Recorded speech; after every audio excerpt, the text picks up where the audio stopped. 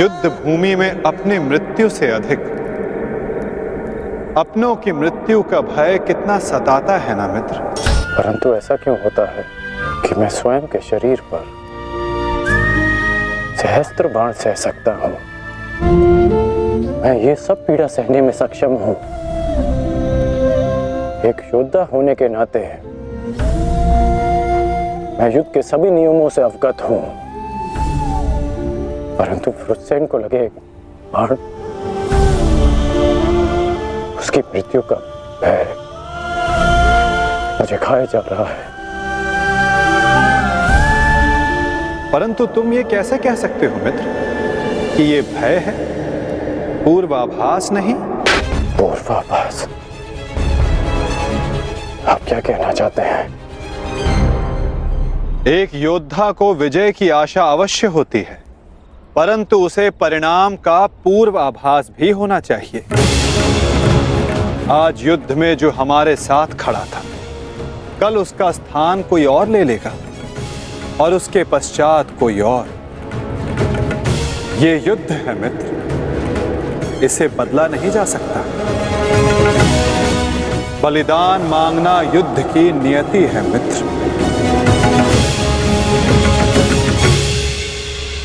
मैं समझता हूं जो आप कह रहे हैं, परंतु मन में अपनों की रक्षा की चिंता है। कैसे करेंगे अपनों की रक्षा? यदि कारण महान हो तो उसका बलिदान भी महान देना होता है मित्र। इस युद्ध में हो रहे बलिदान को स्वीकार करो। एक योद्धा को युद्ध में जाने से पूर्व सभी प्रकार के मोह को त्यागना पड़ता है। मोह बंधन में बंधकर वो युद्ध नहीं कर सकता और ना ही अपनों की रक्षा कर सकता है। इस महायुद्ध में अपनों की रक्षा के लिए जो हो सकेगा वो मैं करूंगा, चाहे वो युद्ध के नियति के विरुद्ध हो। तब भी अंगराज, कर दो अंगराज। क्या तुम ऐसा कर पाओगे? यदि तुम चाहो तो अब भी इस युद्ध की नियति को बदल सकते हो कर्ण। सहस्त्रों के प्राण बचा सकते हो, अपनों को खोने के भय से बच सकते हो। तुम्हारे पास अब भी समय है। हमारे पक्ष में आकर इस युद्ध को एक दिन में समाप्त कर दो मित्र। इस महाविनाश का मूल्य कम कर दो। बोलो मित्र, अपनी निष्ठा की नियति को बदलकर तुम इस युद्ध की नियति को बदलना चाहोगे? महामहिम भीष्म ने तुम्हें इस युद्ध भूमि में प्रवेश करने से वर्जित किया है। यही अवसर है मित्र, अपने भ्राताओं के साथ मिलकर धर्म के लिए युद्ध करके इसे समाप्त कर दो। यही अवसर है मित्र, अपने भ्राताओं के साथ मिलकर धर्म के लिए युद्ध करके इसे समाप्त कर दो। आप मेरा उत्तर जानते हैं, फिर क्यों बार बार ये प्रश्न करते हैं मुझसे? मैं तुमसे प्रश्न नहीं पूछ रहा हूं, तुम्हें तुम्हारे संदेहों का हल दे रहा हूं। या तो परिवर्तन के लिए स्वयं को परिवर्तित करो या फिर प्रलाप बंद करो मित्र। और जो हो रहा है उसे स्वीकारो। तुम्हारे अंदर अपने मित्र के विरुद्ध जाने का सामर्थ्य नहीं है मित्र।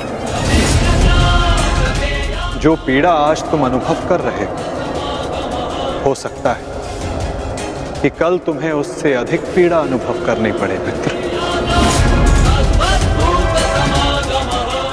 इसलिए कहता हूं अंगराज, या तो विरोध करने की शक्ति रखो या फिर पीड़ा सहने का सामर्थ्य। एक बात और थी मित्र, सोचा कि तुम्हें उसका ज्ञात होना चाहिए। आज मैंने अर्जुन को महाज्ञान दिया, उसे अपने विश्व रूप के दर्शन करवाए। ये जानकर तुम्हें बुरा तो नहीं लगा ना? कहीं तुम फिर से ये तो नहीं सोच रहे कि मैं पक्षपाती हूं? आप पक्षपाती तब होते जब आप अर्जुन को अपना विराट रूप नहीं दिखाते। आपने मुझे अपने विराट रूप का साक्षी बनने की अनुमति दी। मुझे पूर्ण विश्वास था केशव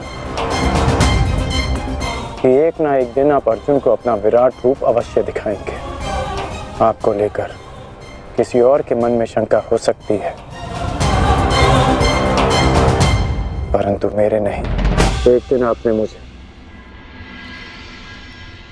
पाषाण और मोरपंख होने का अर्थ समझाया था। हर पहेली का उत्तर हमारे चयन में होता है अंगराज। इस पाषाण खंड की भांति जो ना अपना चुना हुआ मार्ग बदलता है और ना ही अपने विचार। और दूसरा मार्ग वासुदेव? जो इस मोरपंख की भांति होते हैं, वे अपने आप को ईश्वर की इच्छा के हाथों ऐसे समर्पित कर देते हैं जैसे इसने स्वयं को वायु को समर्पित किया। मैं आज भी पाषाण हूं और अर्जुन आज भी वही मोरपंख। वो मोरपंख